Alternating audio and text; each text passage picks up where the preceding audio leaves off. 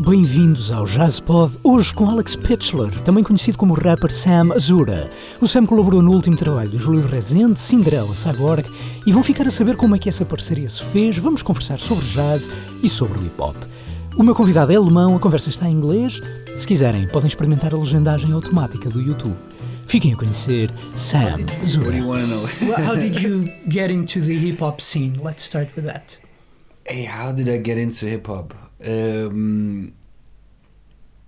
Super early. I think I was maybe 10, 11 or something. So, to be fair, I remember it vividly. So like, my best friend in school, I think we were in 4th grade, and he had a bigger brother, and was like 2-3 years older. So he was already like, he always brought the cool stuff, you know, like, okay, check this or whatever. And then obviously, and he would play two things. One was Nas. He's a rapper from New York, and I think it was his album, already his second album. It was written. I hope it's his second, yeah. And anyways, he played a song, and he had like a German line in it. He said something German, so I understood that, and so I loved that song. And then around the same time, so I guess 96. So I was 96. I was 8, 97, maybe 98. I think Tupac Changes. So Tupac might ring a bell for you. Yeah. Yeah, and he released. It was after his death, and then they released Changes, like a massive single. And I think, I must have been around 9. Okay, so this is Germany, the 90s. Where exactly? In the southwest, close to Frankfurt. So I'm from Heidelberg. Yeah, it's a smaller city, but it's like an hour from Frankfurt, an hour from Stuttgart, in the southwest. Yeah. All right. So, and you started listening to hip hop. That's how it began. Yeah, I mean, it was really also like a cool thing. It was just like, I knew this is cool, and then I heard Wu-Tang. It's like I went to boarding school. And so it was also like, you know, who brings the new stuff, you know, like every 2 weeks we would go home. And then boarding school is like being for the whole week there, right? For 2 weeks actually. 2 weeks. For 2 weeks, yeah. And you went home every 2 weeks for the weekend, I suppose. Exactly, yeah. And so... And then who brings the new music? Yeah, you know? That's the music you're going to listen for 2 weeks. So in a way, you know, it was that. And it was just like really... Why I'm stressing that is, well, up until today I have a massive love for hip hop, and I even back then I resonated with it, but I also like cannot deny the fact that it was something like, you know, it was like you want to be cool, and that's why you listen to it. It also has that element to it too. Also because we didn't understand nothing, you know. It's like. And then German hip-hop came along around the same time, and then obviously that was something I could hold on to a little bit more. And from that moment on, when the lyrics started to make sense and started to ring bells, I mean, hip-hop, from my understanding, it's a music of rebellion, right? Or is this a misunderstanding? Yeah, I would say I would definitely agree. There's definitely an element of rebellion. That element is not too small. I would definitely agree. I mean, there are various ways to go about it, but it's for sure coming from a place of, you know, anger, I guess, suppression to some extent. I mean, if you just look where it was born, you know, like it's not hip hop didn't not an upper class kid gave birth to hip hop, you know.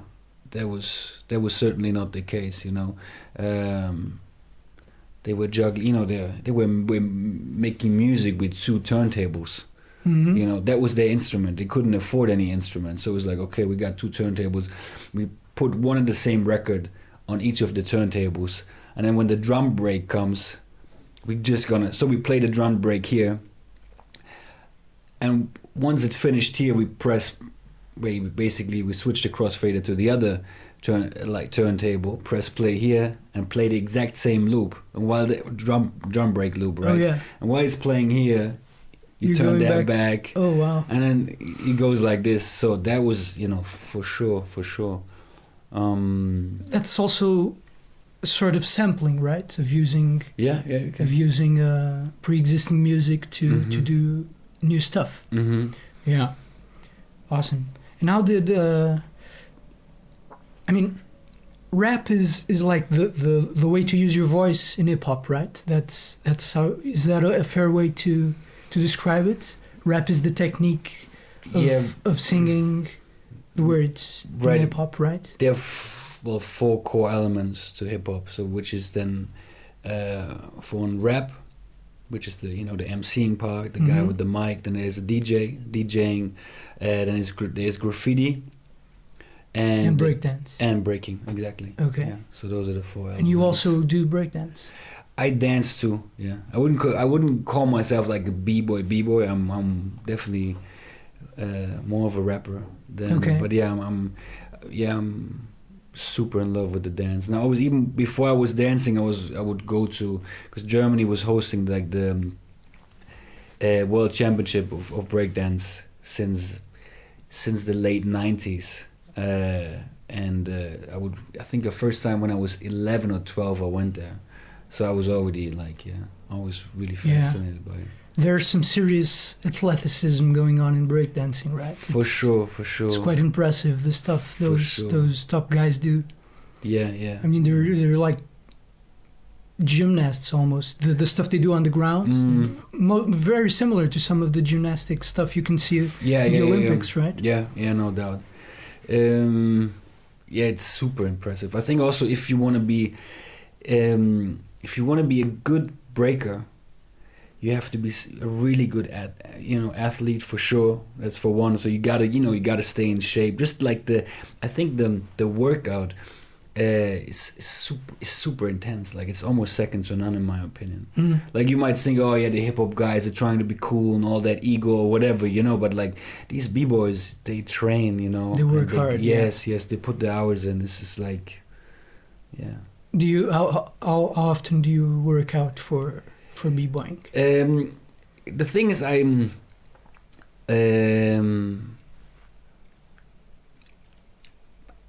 love moving. Okay, that's for sure. I love moving, and so I try to dance or move or whatever you want to call it, like every day. It can be from an hour to 3 hours. Really depends. But every day?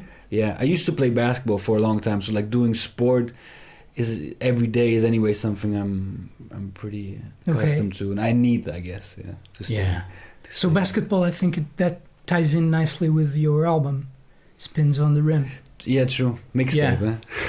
What? It's a mixtape. I wouldn't call it album. A mixtape, okay. Yeah. Okay, mixtape. The thing is, we call it mixtape because it's not, well, first of all, subject matter wise, or I would say like an album usually is like really coherent in its form. So there might be, I would say there's definitely like,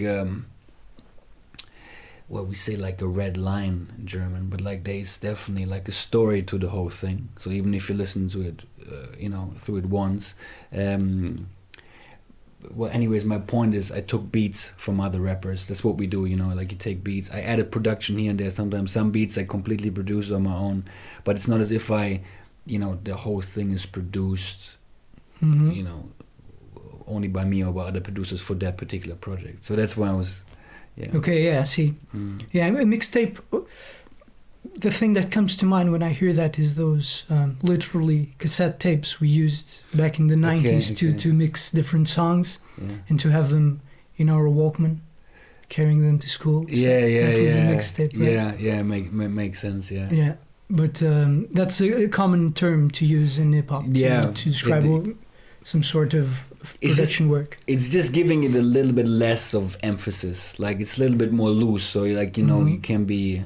Sometimes we you have the battle, we say battle rap tracks, where you just, it's not really subject matter, may not,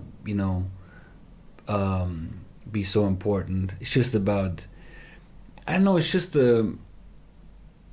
a form of expressing yourself freely without being sort of restricted to like, okay, I have an album now and this has to be, all has to make sense and whatever. You might just take a couple of beats, you rap on them, and you let it out. I do think you're selling yourself a bit short, because we were talking while you were working on that, and you worked really hard on that for sure, months on end, right? For sure, yeah. You were really focused on that stuff, so... Yeah, it was like 3 months or something. Well, back then it was also for me just to get something out, just to do something. So I was working a lot, and I was like, okay, I need to get it out of my system in a way. I mean, for sure. I was listening to it the other day, so like I feel every single line still. And sometimes you drop something or like you release something, and then I don't know, 18 months later you're like, oh no, I'm already ahead of that. But I still resonated with it, and that's really it's a good feeling. Yeah, that's interesting. But it's also like if I think of an album, and I will, I will release an album at some point, and then I know this will be a different thing, and like I won't sell that short, I promise you. Okay. Kind of on a similar topic, I released the song. I don't know, a couple of weeks ago on the piano. You'll remember that. I played it on the piano. Yes. Yeah, that's a song that I wrote like maybe 10 years ago, or at least I started writing it. It was pretty much finished by the time I picked it up again for this recording. I just tweaked a few things here and there. But yeah, the song was pretty much finished like 10 years ago. And it completely still made sense to me to play it. So I guess it's a bit of the same thing you were saying.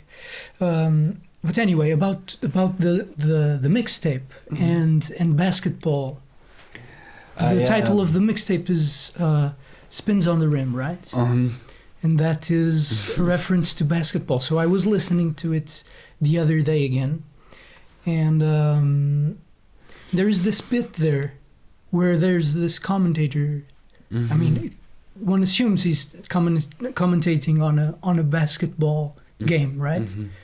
And he's talking about the ball getting stuck on the rim, like forever. Was that for real, or is that how did that come about? Just the sample itself? Yeah. Yeah, the sample itself was it was an NBA game, and the ball kept spinning on the rim. But I was obviously, for me, it's a metaphor. But for how long did it spin? Because it really, I would have to check the video again. From the audio. It was pretty long, for sure. Yeah. It was pretty long. Yeah. He says something like, "Oh, the referee had to do something because." Yeah, I need to think. The thing is, what happened is the ball was spinning on the rim, and then I think it kept laying on top of the rim. Okay. Like behind the rim, there is like you have this. Like, I don't know, whatever, 10 centimeters of plastic or whatever that is. And, like, the ball really got stuck there. Yeah. And, yeah. And it stopped there. It stopped there, exactly. Okay. Yeah. And so the metaphor is what? The metaphor is basically about, if you're going to make it or not in a way, I guess. So for me, it was more like, if I for me, making music, and it still is, I think that's an endless journey anyways, but like for me, like, okay, I want to do this on a high and a really good level, and obviously we all have to pay bills and whatnot, so like how long, so you spin, like is that going to pay off the hard work? So basically the spinning is the hard work. Is it going in, or is it? Yeah, I see. That's pretty much it. Yeah. Cool. I really liked listening to the rap in German. I thought it was very gritty, very rough. Okay. Works really well.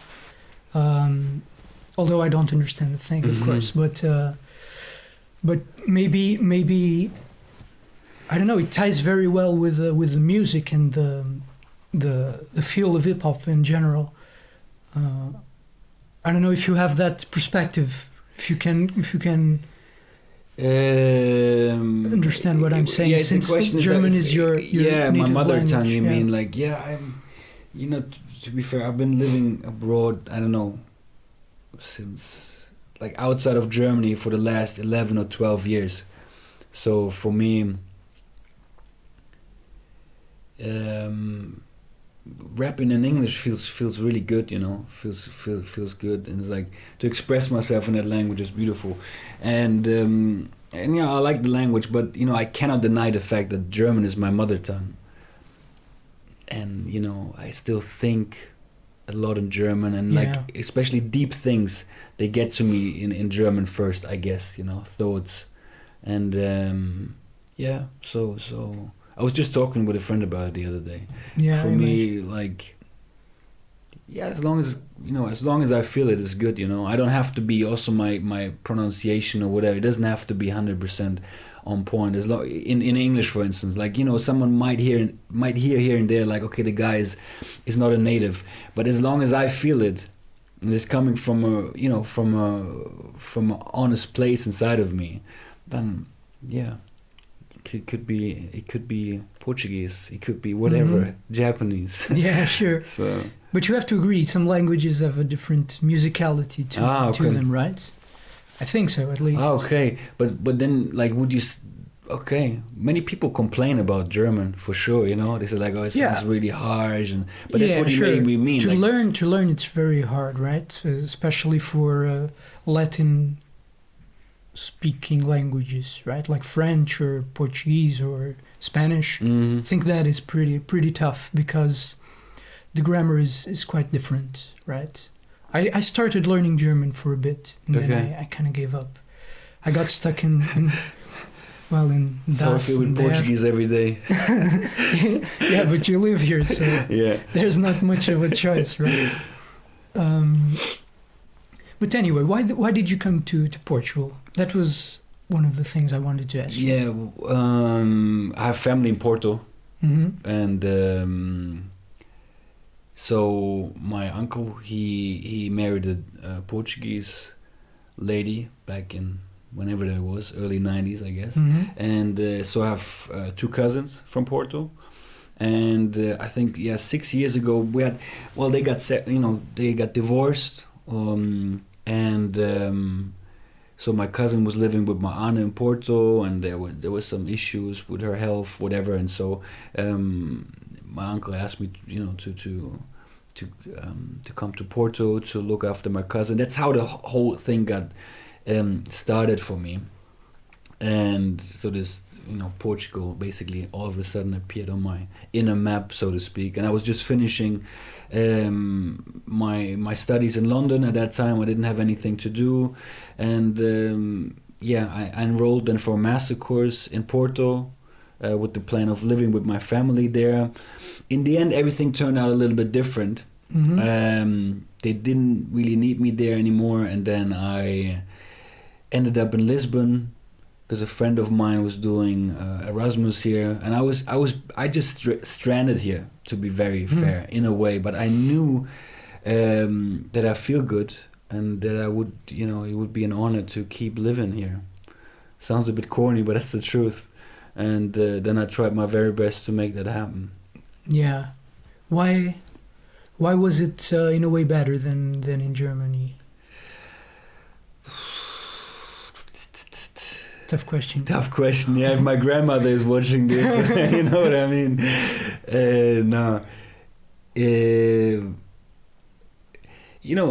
I'm half Indian. My father's from India. My grandfather is from Austria. I grew up in Germany, so this is everything is it's all a bit mixed. Anyways, mixed and messed up on my end. And the question is, what is better? What is better? The food. The food, yeah. The weather, come on. Yeah, to be very fair, it's like I love, it's really hard to put my finger on it. I feel really comfortable, and I feel really blessed to be here. And I would say a big part of the people, just the mentality, I feel good in Germany, it's where I grew up, and I always love going back, and I might go back at some point for longer again. I don't want to, it's not like, oh, I hate Germany, I never want to go back. But at the same time, there's some sort of, I don't know, it's like stressed, I would say. Mm-hmm. Yeah. There's a lot of pressure.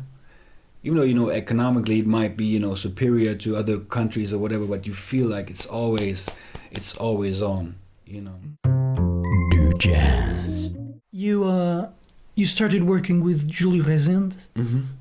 and you did that. You worked in his. Was it his first solo album? Might have been. His? For sure not. No. He has. I don't want to say anything wrong now, but let me quickly count. He has one with his trio, and I think he has 3 or 4 solo albums already. He had the one with Amalia, with the Amalia track on it. Okay. One is called Fado and Further. It's another one. Then he had one with I think the guy is a philosopher / psychologist. I can't really remember. It was like Julio playing the piano, and the other man, I'm not sure what he was reciting, but it was like he was reading. Mm-hmm. He was saying, I don't know exactly what. Okay. Maybe poems. Yeah. Yeah, but see, this kind of illustrates what I was saying in the beginning. I want to know more about this stuff. I feel sometimes a bit misinformed about the scene in general. Okay. DoJazz.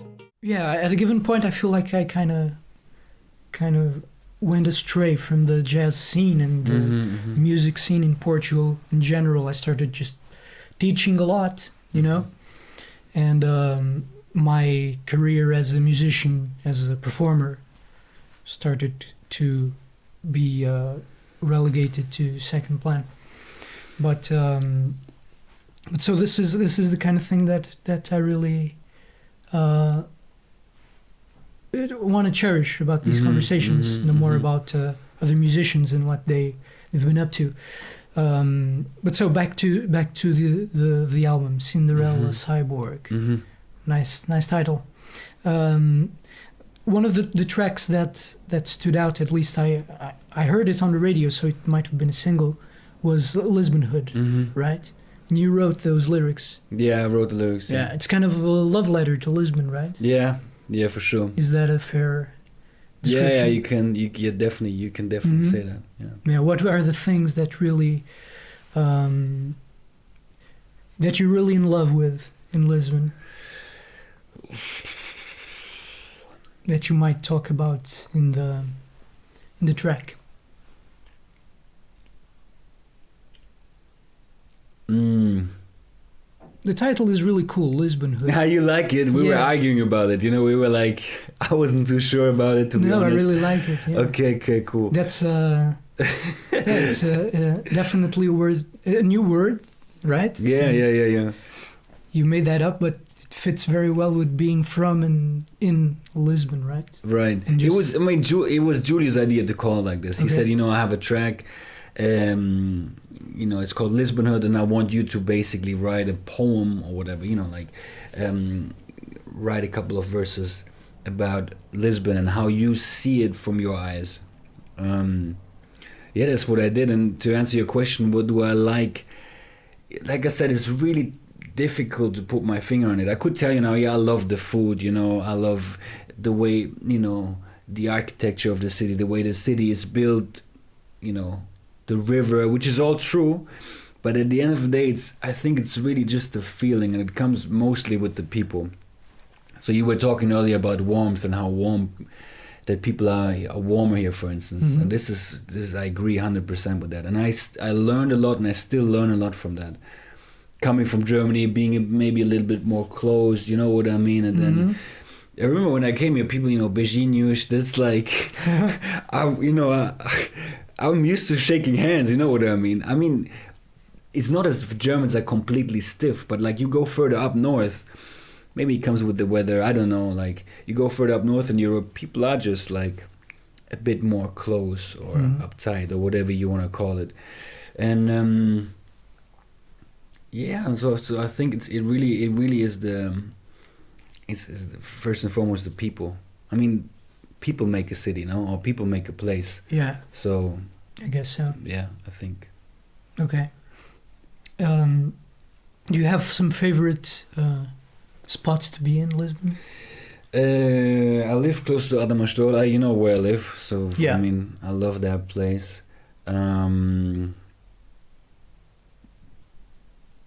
I just love walking around too. I love those narrow streets. Mm-hmm.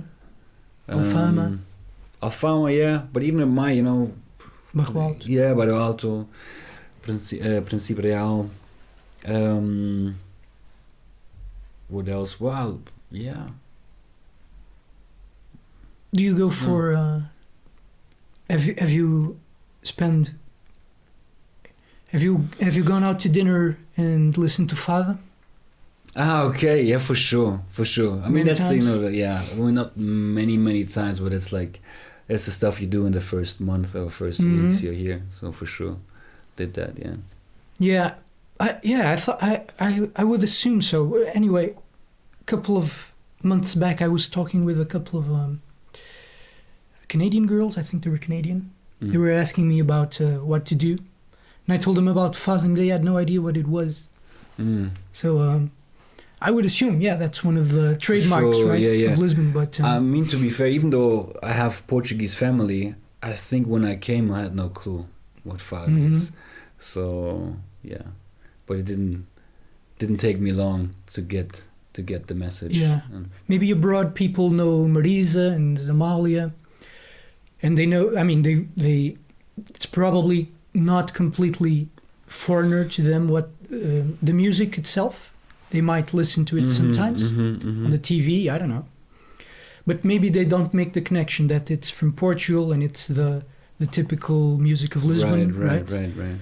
And maybe that's the bit of a disconnection there.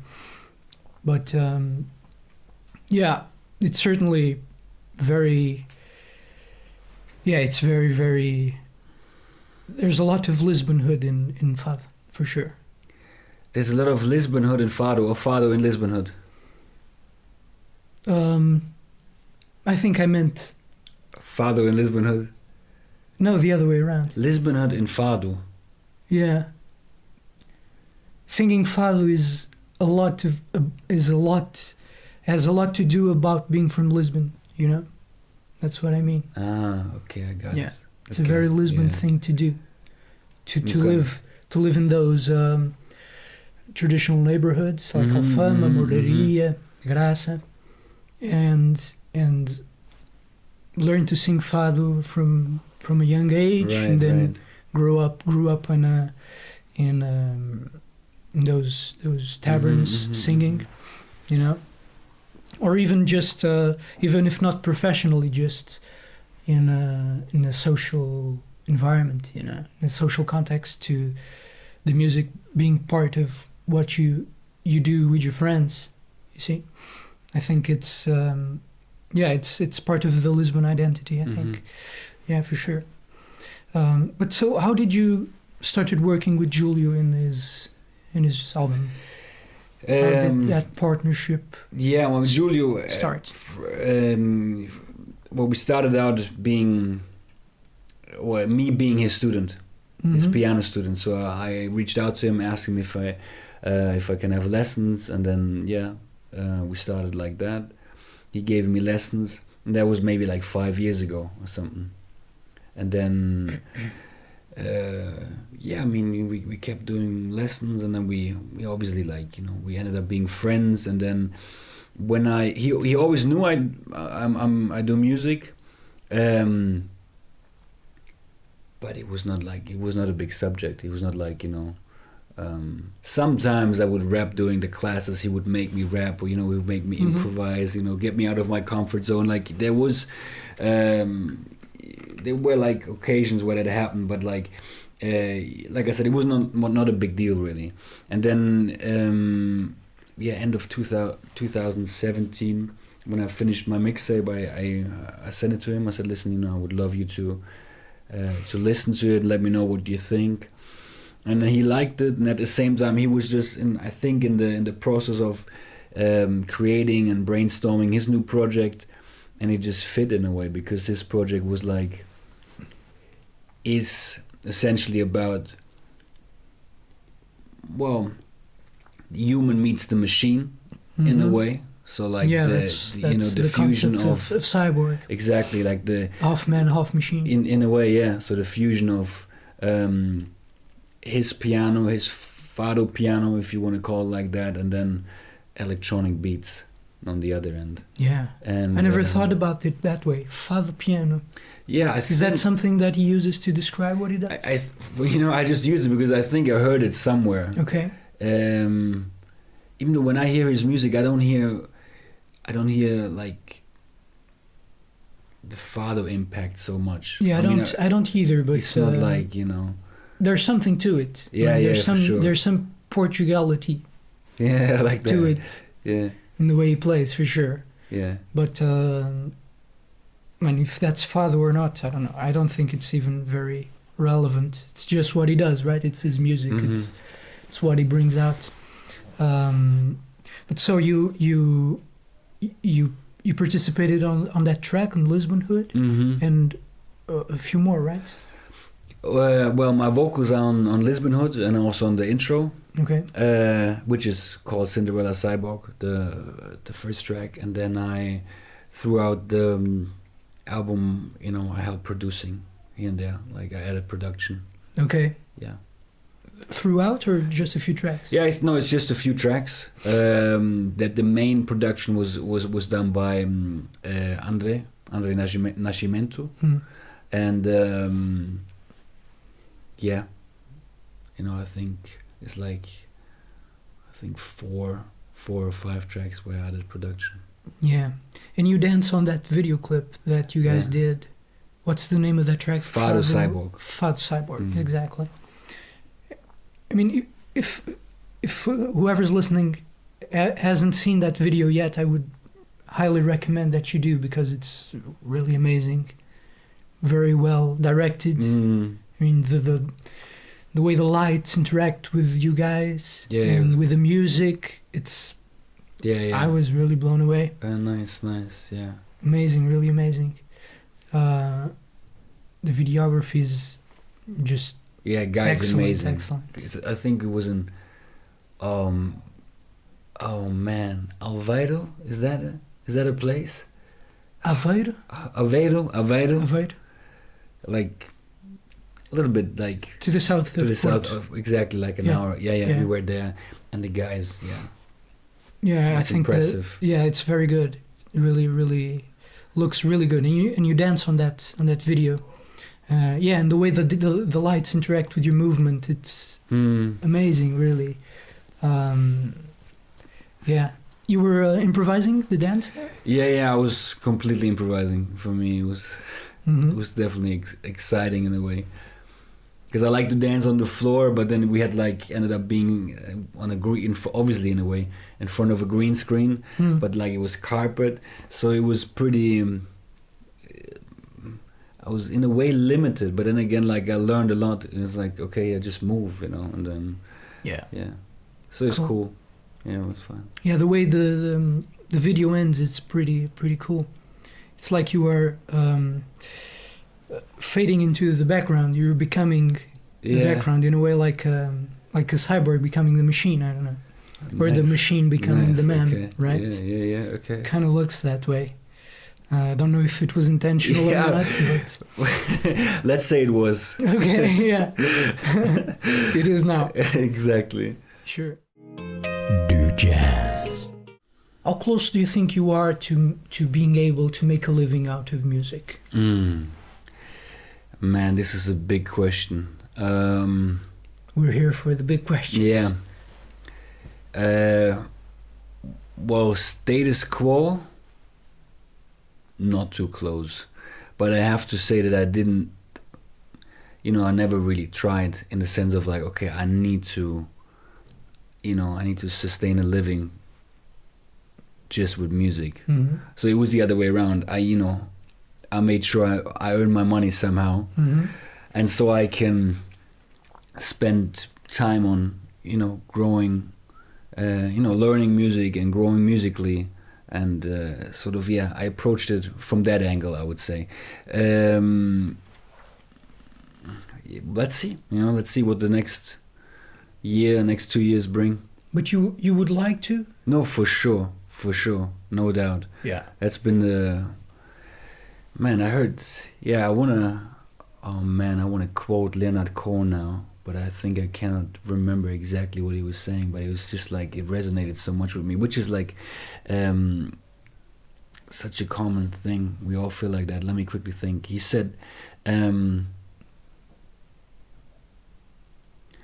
want to get paid for my work. I don't want to work to get paid. Yeah. It's a very obvious thing, but like, yeah, I mean, that's the ultimate goal, I guess. Sure. Yeah. Do what you like. Do exactly. The thing you enjoy. Yeah. And if it gets you some sustenance on top of it, well, great. Yeah, for sure. But if it doesn't, well, you certainly have to make a living some other way, but at least you got that thing to hang on to, the thing that you really love, and it drives you. I just realized we haven't talked about jazz yet. Yeah. Which this is, after all, a jazz podcast. It's called Jazz Pod, so we should talk about jazz for a bit. Why did you want to learn jazz? I think that's the question. Why do you want to? Why did you start taking piano lessons and things like that with jazz musicians? Why did I take lessons with you? Or with Júlio? Oh, with Júlio. No. Well, I love the music. Yeah, I think it's as simple as that. And at some point, I guess you're looking for a little bit more than triads, I guess, and then. Because you did have piano lessons growing up, right? No. I started really late, when I was 20. Okay. Yeah. But I remember you saying you had like classical piano lessons. I mean, the first guy was like crazy classical dude, like, and really, really strict, I remember. Really tense. Anyway, so like he would tell me like to keep my fingers like this at all times, for some reason. I don't know why.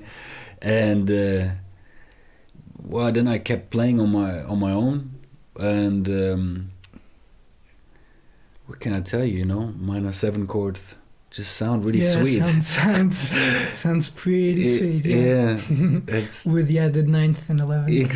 Exactly, and but this is a thing that is. There's a lot of room, I feel like I'm just getting started, I feel confident as a rapper. I feel confident with the art, I feel confident with the words. I feel, putting words on paper and they are aligned with the beat. I feel really good doing that. But I would never call myself a jazz musician, like not yet. Yeah, but I think that's one of the main reasons most people start learning jazz. I think that's very. I certainly can relate to that, to those sounds that you hear when you hear a jazz record, and it's just so intriguing and mysterious, and you want to know how to do that, right? You want to know how to play those voicings and those solos and melody lines, and I think there's also the idea, and I think it's pretty accurate, the idea that if you're a good jazz musician, you can probably manage other styles too, and you can be good in other styles, like in popular music or pop music or rock. You can probably apply what you learned in jazz in other styles. Of course, each has its own specificities. Yeah, but I think there's some truth to that, because jazz really goes deep into harmony and rhythm and melody, and you can bring that over to other styles. That was certainly how I started out. I don't think I wanted to be a jazz musician. I just wanted to learn music, and I thought jazz was probably a good way to get into it. But then in the end, I stuck around. I guess that was it. But I assume your story is quite similar. You probably the thing that you most want to do is incorporate the knowledge you get from jazz into hip hop, right? For sure, yeah. And you could, I mean, I can already hear that on the mixtape. Yeah. I can already listen to that. You played some stuff. You played some piano parts, right? Did you hear some seventh and some ninth? Yeah, you can hear that. Yeah, for sure. I mean, for sure, I want to, I always like the sound. I mean, I don't know, it's very rich, I guess. And then, I know it's warm, it's rich, it's really difficult for me to describe. One thing I can tell you for sure, though, what fascinates me about jazz is because one thing is have a taste. So yeah, you resonate with the sound. It's oh yeah, it touches your heart.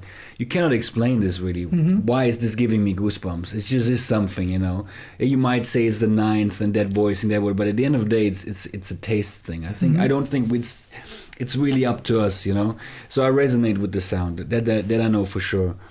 And then what I'm fascinated by for sure too is I think the courage that comes with the genre. The courage. The courage, okay. So, improvising. You're naked for a moment, you gotta bring it. It's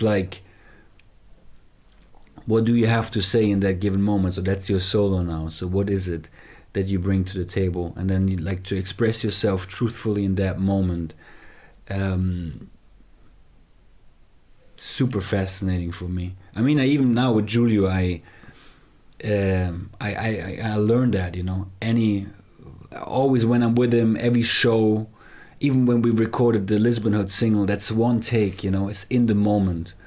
I was telling him no, we need post-production, and then I recorded again. In the end, he just took one take from that recording. And in the beginning, I didn't get it, but now I get it. I started to understand, okay, this is it's understanding that there's a lot in that moment, that moment itself is a treasure. Yeah, it's you can't do it again. There's only one first time, right? Yeah. And finding the beauty in that and appreciating that beauty also. So it might be flawed, but there's also an element that you cannot reproduce. Exactly. And so if you'd ask me why jazz, then that's definitely something I can say. Yeah, sure. With certainty, One thing that happens very commonly with musicians is you get together to do a recording, and then you go to play the first one, and you hit the record button, and there is always some of the musicians that will say, "Oh no, let's not record this one because it's the first one. We're gonna mess it up. Let's just play this first one as a rehearsal." And I always thought that why wouldn't you record the first one? I mean, yeah, if it's flawed, it's flawed. But if it turns out pretty good, well, then you just lost the pretty good first take. Yeah. So, I'm always the guy that says, no, let's record it. Why not? I mean, unless there's some type of a constraint of memory cards or something. But nowadays it's very, very unlikely that to happen, right? Yeah, that is the case, true. Yeah, back in the day when you had to record to literally tape. Yeah, that might be an issue, but not now. Do you freestyle on hip hop? Yeah, definitely a thing. That's how I started. For sure, yeah. I could remember I wasn't really getting the whole thing of writing a track. It's but I would really putting it on paper and having structure and then flowing on the beat. But we would freestyle. Yeah, I remember when I was 16, that's very 17. Close to very much the same. I don't know, brain thing that happens when you do a solo, right? 100%. Just for me, it might be even harder. I don't know, to think of the words as they, because there's that.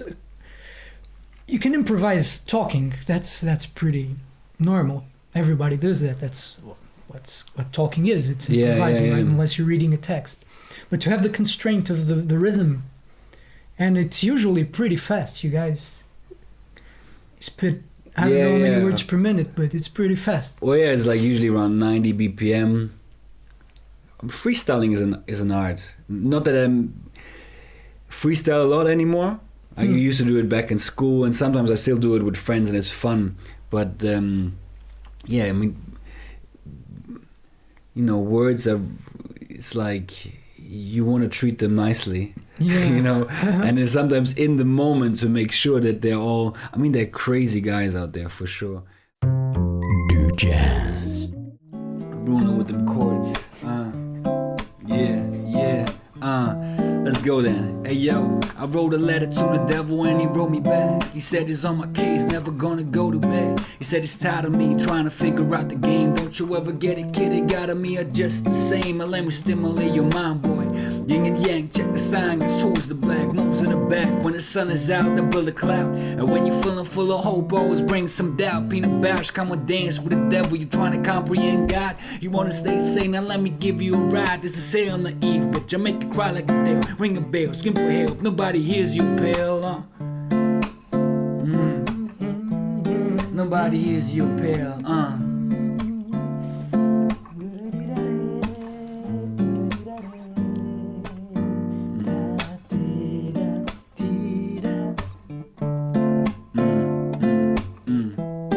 Yeah, check.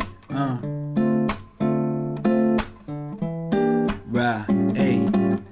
Eyes open, wide open, now I'm choking. Yeah, maybe cause they feel alive while I'm inside broken. Or maybe cause they take for granted that I buy the token that they told me is the only chance to get my mind open. Yeah, we walk that shit to do nothing. Now our domes are closed like flex fits, and I'm suddenly getting that is a game, but we're never meant to win. You might make the finals, but we never get the ring. Damn, like, can you feel that? I got a hole in my soul and guess to drill that. It was you with that feedback, pounds, dollar and yen, over flowers and zen. I got heroes without heroes, but the cowards that win. Fuck it, when did I ever co-sign to go blind in a place? But like amazing, makes me feel like I'm chased. I wish that sign for that exit would be written in bold, but somehow I got a feeling I might be stuck in that boat forever.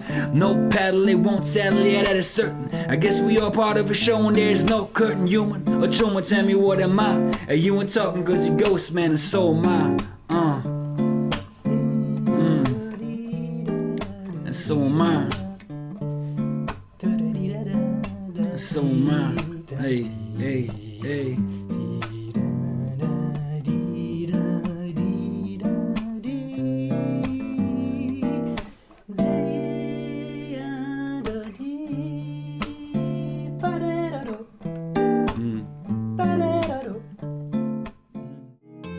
DoJazz.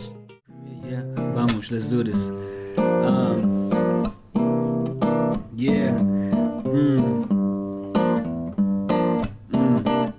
Yeah. And now I've been waiting forever to write this letter. Never ever have I been in a better place. Even my saddest days get brighter. And when I'm walking the streets eating sardines, I finna get the meaning of dreams thanks to that man on the bench. You know, your biggest poet. Oh, so I owed all to you when it's time to show it. With a rap and a whole song, clapping we go strong. The top of your 7 else within seconds the show's on.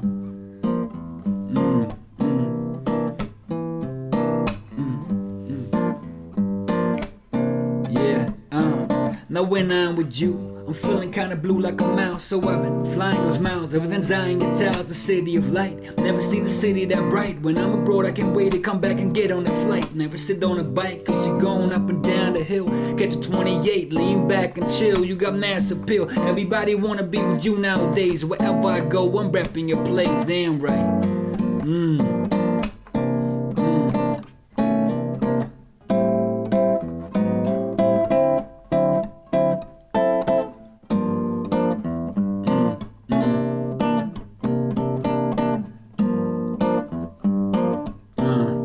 Check. I'm riding over your bridge, wonder how did that day feel? 25th of April, you usually day kill, but even your revolution was a friendly one. Every gun on the globe should have a flower in it, so let's send them some you. Magical, perfect capital, we are compatible. The pain of the women feel was unbearable, inevitable that you sound tragical when you're singing your national music. We use it as therapeutic, your name I wrote it wherever I go, wherever I show. I never ever give up the spot that you have in my soul. I'm saying that home is where your heart is when I travel up now. I had that feeling of soldado, so I know where it's at, right here.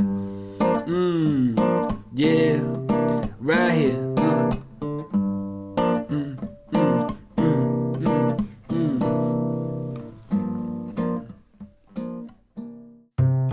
DoJazz. Well, this was fun. Yeah, I like it, man. I had never done this. Yeah, it's nice, nice. I dig it. All right. So well, you play dope. Come on, I was just playing some chords. Nothing really special. You can impress me with that, is enough. Yeah, I'm a chord guy in the guitar. There's no way I can do solos and stuff, melodies. Okay. I'm really not up to that task, not at all. But yeah, I learned the guitar before I learned the piano. I played the guitar. You told me, yeah. Yeah, I might have told you before. So it's for me it's really second nature almost to just play something on the guitar and sing a song, you know.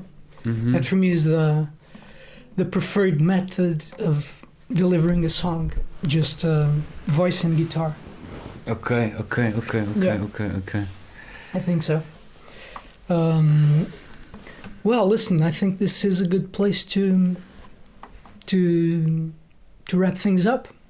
We talked about so much already, and yeah, and it was really fun. Same here. Thanks for having me. It was a pleasure. Yeah, it was cool. Where can people find you online? People can find me on SoundCloud, Sam Azura, obviously on Julio's album, Cinderella Cyborg. You have a Facebook page or a Twitter account? Yeah, I have an Instagram now. They made me do that. Okay. I know I should be more like... Pushing that. I should have this all on point, but... then what's the... Well, Sam Azura also on Instagram. Sam.Azura. Ok. DoJazz. Obrigado a todos por terem ficado até ao fim. E já sabem que podem subscrever o canal do Jazz, vai aparecer no final aqui alguns o logo e podem carregar nele para subscrever e para ficarem ligados aqui ao Jazz Pod e aos trabalhos que eu tenho apresentado aqui no canal do Jazz. Outra forma que têm de apoiar o meu trabalho e esta é uma novidade, porque ainda não falei sobre isto, mas quero aproveitar agora para dizer-vos que o Alex, tendo sido meu aluno, e é por isso que estou a falar disto, porque faz todo o sentido, o Alex foi meu aluno de piano e continuará a ser. Agora, durante os próximos tempos, vamos voltar a trabalhar juntos. Estivemos a falar sobre isso agora mesmo. Se quiserem ter aulas comigo, o meu e-mail, o e-mail do canal do Jazz está aqui em baixo na descrição do vídeo. Podem ir até lá, enviar-me um e-mail, escrever se quiserem ter aulas de piano jazz ou de música de uma forma geral. E isso é uma forma também de apoiar aqui o canal do Jazz, para poder continuar a trazer cada vez mais conteúdos e mais Jazz Pod e mais verdadeiro livro até vocês com mais frequência. Então, muito obrigado por terem ficado até ao fim e até à próxima. Adeus.